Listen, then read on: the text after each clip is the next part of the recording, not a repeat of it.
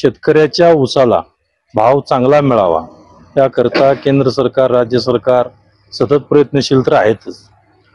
परंतु शेतकऱ्याच्या ऊसापासून, शेतकऱ्याचा जो ऊस आहे त्या ऊसापासून जे जगाला गरज आहे, आज इंधनाची खूप मोठी गरज आहे। इंधन असेल किंवा आज प्राचीन पद्धत होती की ऊसापासून फक्त साखरच निघायची, परंतु आज ऊसापासून जे इंधन असेल, इथेनॉल असेल किंवा जे इंधनाचे सगळे CNG गॅस असेल किंवा आता ऊसापासून म्हणजे जे बगॅस मिळतं, बगॅसपासून जे स्लज तयार होतो त्याच्यापासून डांबर सुद्धा तयार होतं।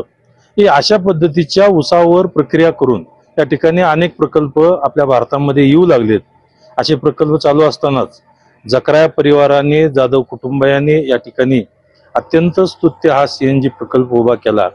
एक नाविन्यपूर्ण म्हणजे खऱ्या अर्थाने एवढा मोठा प्रकल्प उभा करून त्या ठिकाणी या प्रकल्पाची अजून ट्रायल एरर चालू आहे, परंतु मोठ्या प्रमाणात धाडस करून एवढा मोठा प्रकल्प डिस्टिलरी एवढ्या मोठ्या प्रमाणात उभा करून त्यामध्ये CNG असेल, इथेनॉल असेल, ENA असेल किंवा ज्यूस टू इथेनॉल असेल किंवा BAV2 इथेनॉल असेल, मोलॅसिसच्या दोन्ही प्रकारापासून इथेनॉल करण्याची प्रक्रिया असेल किंवा त्या प्रक्रियेतून परत CNG, हा प्रकल्प सुद्धा अत्यंत चांगला प्रकल्प आहे।